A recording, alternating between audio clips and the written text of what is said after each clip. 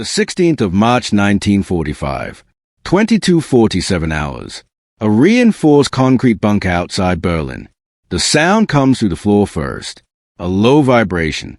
Not an explosion. Pressure. The enamel mug on the table shivers, then tips, spilling cold coffee across a folded map. Dust drifts down from the ceiling in thin gray threads, catching the light of a single exposed bulb. Somewhere above, anti-aircraft guns open fire. Blind bursts. Desperate. Late. Inside the bunker, a Luftwaffe colonel lowers his binoculars. His gloves are still on. He doesn't bother to remove them. He doesn't need to look again. The horizon is glowing red. Not from firestorms. From movement. Artillery. Soviet artillery. Thousands of guns firing in time sequence. Each flash blooms and fades like a pulse, stretching across the darkness east of Berlin. Not random. Not panicked. Measured. The colonel exhales slowly through his nose. He keeps his posture straight, shoulders square, the way he was trained. But his jaw tightens just enough to betray him. This is not chaos. This is coordination. A steel door crashes open behind him. A runner stumbles in, boots slipping on concrete slick with condensation. His helmet is crooked, chin strap dangling. He doesn't salute. He can't get his breath. Enemy bearers extending west, he blurts. Silo heights under full saturation. No one answers. No one needs to. The room already knows what that means. Maps line the walls. Hand-drawn updates layered over older ones. Pins pressed so tightly together they blur into clusters. Red pins push steadily toward Berlin. Blue pins, German units, are fewer now. Spread thin. Names crossed out in pencil. The colonel steps closer. He taps the map near Frankfurt and Der Oder. Reserves. Silence. A major clears his throat. Fuel shortages. Rail lines destroyed. Panzer divisions immobilized. The colonel nods once. Then he says the word that has been waiting in the room all night. Deploy the jets. The sentence lands heavily. Like a prayer. Earlier. Same night. Lechfeld Air Base, Bavaria. Floodlights snap on, tearing through fog and engine smoke.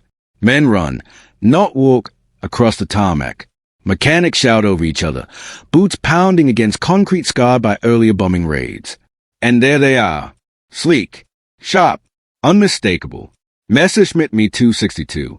The world's first operational jet fighter. It looks unreal against the night.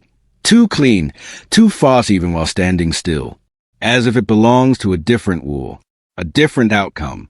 Pilots climb into cockpits with stiff movements. Not fear. Hunger. Exhaustion. One hasn't slept in 30 hours. Another has logged fewer than 10 combat hours in the aircraft. Fuel trucks arrive half full.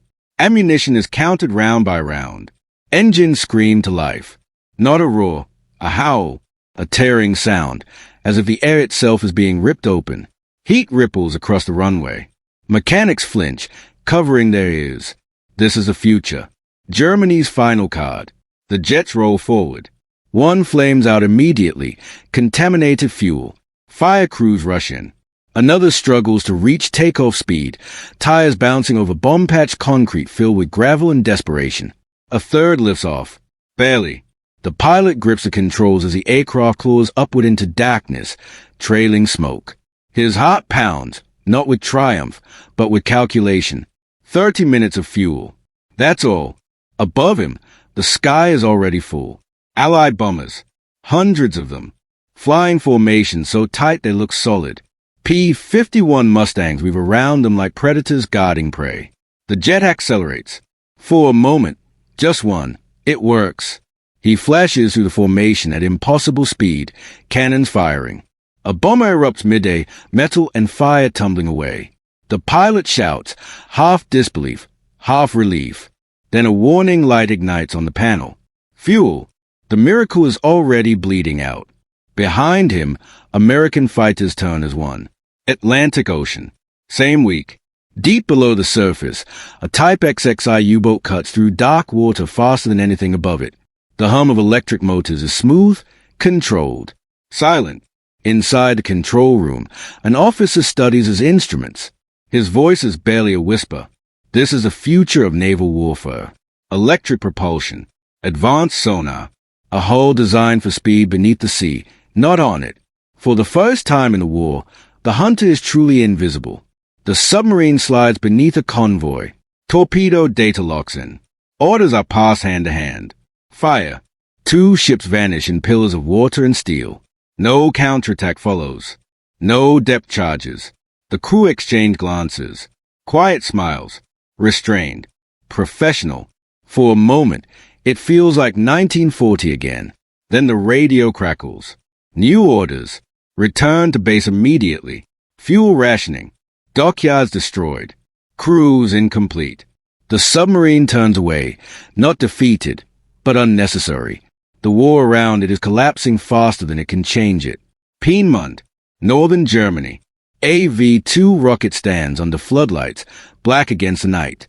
Engineers shield their eyes as ignition flares. The ground shakes. The rocket disappears into cloud, faster than sound. A weapon with no defense. No warning. Terror itself. The engineers watch in silence. They know what it cannot do. It cannot stop tanks. Cannot hold ground. Cannot replace an army. It can only fall somewhere else. Back in the bunker, the ceiling trembles again. Closer now.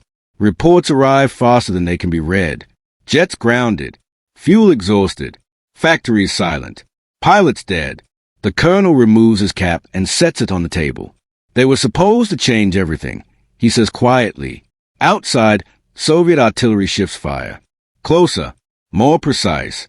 For the first time, technological superiority feels irrelevant. The future has arrived, and the present is already burning. The 17th of March 1945. For 12 hours.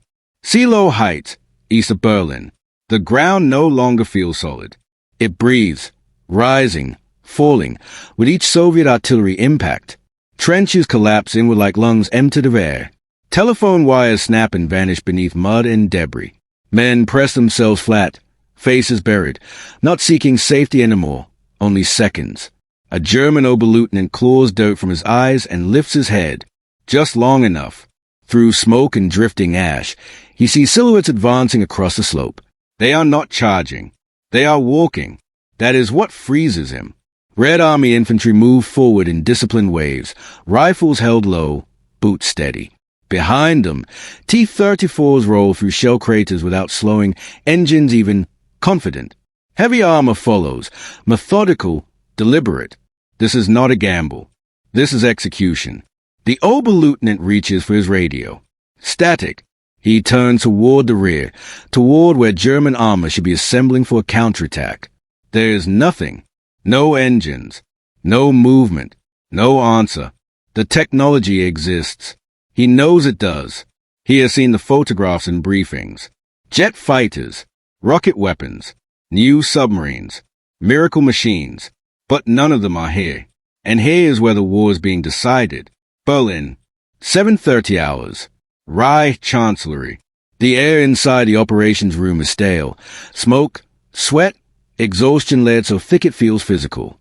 Maps cover every wall. Red arrows stretch farther west than they did last night. A general points with a pencil, tapping nervously. Our technological advantage remains intact, he says. Enemy losses are severe. No one responds. Another officer cuts in, voice tight. Fuel depots in Saxony destroyed overnight. Synthetic production at Luna has ceased entirely. A third doesn't wait. Luftwaffe sorties reduced by 80%. Pilots unavailable. Training incomplete. Silence. This is a moment no one says aloud. Advanced weapons do not move themselves. Jets do not fly without fuel. Rockets do not hold territory. Submarines do not matter when ports are rubble. For years, Germany chased perfection. Faster aircraft, deadlier missiles, revolutionary machines. For years, it worked. Until it didn't. Because the enemy learned something simpler. Build enough. Train enough. Supply everything. Win slowly. Leipheim Airfield. Midday. A Me-262 pilot sits on the wing of his aircraft, helmet resting between his boots. His hands tremble, not from fear, but fatigue. His eyes are hollow, fixed on the horizon where smoke columns rise from bombed rail yards. The jet beside him is flawless. Clean lines, untouched paint, engines ready. He is not. He has flown twice this month. Fuel shortages grounded the rest. Manuals are incomplete. Tactics improvised. Every sortie is an experiment against enemies who stopped experimenting months ago. An officer approaches. Scramble order cancelled. The pilot nods once. He doesn't ask why. Above the airfield, American bombers pass overhead, unopposed. Their formation hums steadily, indifferent, not because Germany lacks aircraft, because it lacks time. And time is the one resource no engineer can redesign. Wilhelmshaven, Atlantic coast. A naval commander stands on a shattered pier, fists clenched, watching cranes burn in the harbor. Smoke rolls across dark water where submarines lie below the surface. Type XXI boats. The future. Electric propulsion. Streamlined hulls. Unmatched underwater speed. But the dockyards are destroyed. The electricians are gone. Crews are half-trained. Batteries lack components. Spare parts no longer arrive. The submarines are perfect. The system around them is not. For every technological leap Germany made, the Allies built a factory. For every breakthrough, they built 10,000 replacements. The imbalance is no longer theoretical. It is mathematical. Back at Silo Heights. Afternoon. Soviet armor punches through the final defensive line. German infantry fall back toward Berlin. Step by step, village by village, street by street. No counterattack comes. No miracle appears. Only numbers. Only pressure. Only inevitability. A German sergeant turns to the boy beside him, barely 18, face streaked with mud and fay. "Where are the jets?" the boy asks. The sergeant doesn't answer, because the truth has arrived. This war will not be won by brilliance. It will be won by endurance. And Germany has none left. The Red Army keeps moving west. Berlin is no longer a destination. It is a countdown. The 20th of April 1945, 6:40 hours. Berlin. Führer bunker. The concrete groans. Not from impact, but from closeness. The front is no longer somewhere east on a map. It is here. Every corridor carries a vibration of artillery landing closer than the last, each shock traveling through steel beams and human bone alike. Maps line the walls. They have stopped changing. There is nowhere left to move the pins. An adjutant stands rigid near the operations table, reading casualty reports in a flat, disciplined voice. Divisions reduced to battalions. Battalions reduced to companies. Companies reduced to names. No one interrupts him, because everyone understands what this is now. This is no longer a war of maneuver. It is a war collapse. Above ground, Berlin streets. Morning. Rubble-choked intersections filled with men who should not be here. Old men. Boys. Volkssturm.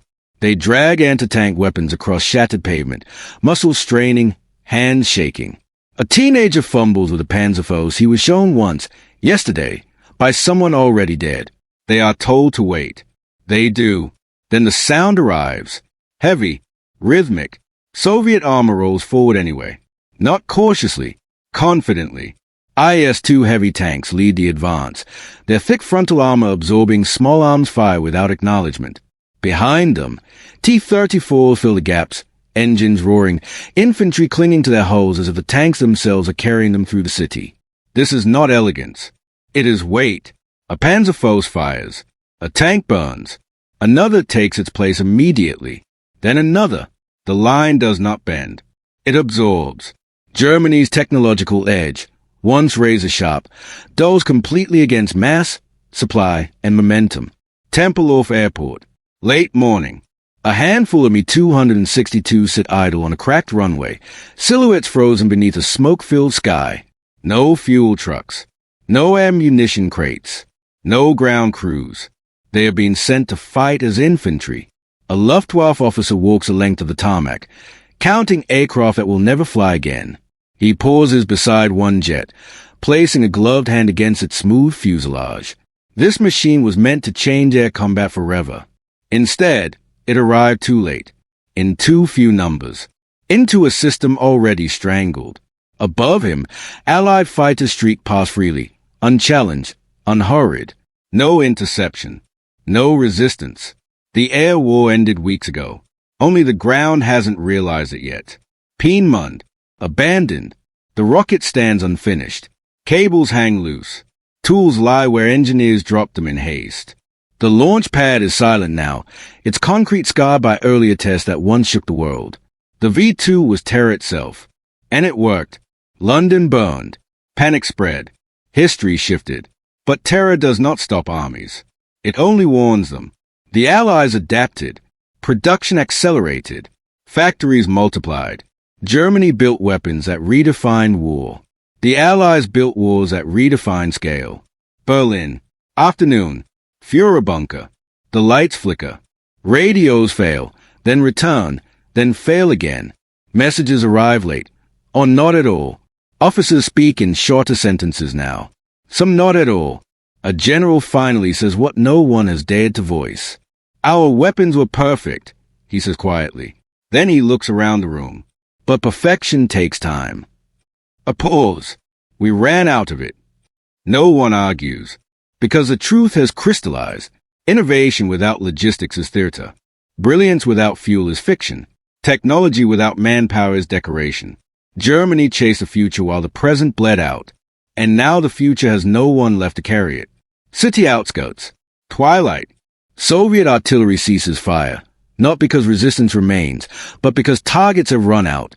Infantry advance through smoke-filled streets, stepping over shattered concrete, abandoned equipment, the remains of a once mechanized dream. A Soviet officer pauses beside a destroyed experimental German vehicle. Sleek, advanced, useless now. He studies it briefly, then waves his men forward. No curiosity, no fear. The war has taught him what matters. Numbers, supply, momentum. Everything else is secondary. Back in the bunker, silence settles in a way no bombardment ever could. The illusion has finally shattered. Not with an explosion, but with understanding. The 8th of May 1945, 23:01 hours. Central Europe. The guns fall silent. Not with cheers. Not with celebration. With exhaustion. Men remain crouched in trenches long after the last shot fades, unsure if silence itself can be trusted. Smoke hangs where artillery once spoke. Fires still burn in shattered cities, but no one feeds them anymore. Radios crackle with voices that try and fail to sound formal. Germany has surrendered. The war is over. And yet, everywhere you look, the future is still standing. Forests, airfields. Tunnels ruin factories. Jet fighters sit beneath camouflage nets. Their fuselages untouched. Their engines never pushed to their limits. Me-262s, machines that could outrun anything in the sky, rest in perfect stillness. Pilots gone. Fuel gone. Time gone. Submarines lie quietly in harbors. Type XXI boats. Electric. Silent. Faster underwater than the ships hunting them. But there are no crews. No dockyards. No war left to fight. V2 rockets stand upright in abandoned facilities. Flawless steel against cracked concrete. Weapons that cross borders in minutes. Weapons with no defense. They look undefeated. But wars are not judged by how weapons look. They are judged by what remains standing. Berlin. Dawn. Soviet soldiers walk through streets that no longer resist them. Rifles hang loosely from their shoulders. No one rushes. No one shouts. They pass burnt-out tanks, broken rifles, abandoned command posts. In a quiet courtyard, one soldier stops beside an experimental aircraft fuselage, sleek, advanced, untouched by fire. He runs his hand along the metal. Then he walks on, because the war has already taught him what this machine never learned. That innovation without support is silence. That brilliance without supply is delay. That the future means nothing without the present to carry it. Allied intelligence officers. Weeks later, the war may be over, but the examination has just begun. Engineers and officers lean over tables covered in blueprints. Jet engines disassembled piece by piece. Guidance systems traced by hand. Hull design studied in silence. Pens pause mid-sentence. They understand immediately.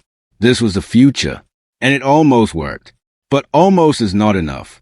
Because no weapon, no matter how advanced, can replace fuel trains that never arrive, pilots that were never trained, factories that were never defended, men who were never rested. The Allies do not laugh at Germany's failure. They study it, they learn from it, and they carry it forward. History accelerates. Within years, jet aircraft dominate the skies. Ballistic missiles reshape power. Submarines redefine naval warfare. The ideas born in desperation changed the world, just not for the men who created them. Because victory did not belong to the most advanced. It belonged to the most sustainable. The side that built not just weapons, but systems. Not just speed, but depth. Not just brilliance, but endurance. That is a final truth of this war. Germany did not lose because it failed to innovate. It lost because innovation arrived alone. Steel must be fed. Machines must be supplied. Men must be trained, replaced, sustained. When those fail, even the future collapses. The Third Reich built tomorrow and lost today.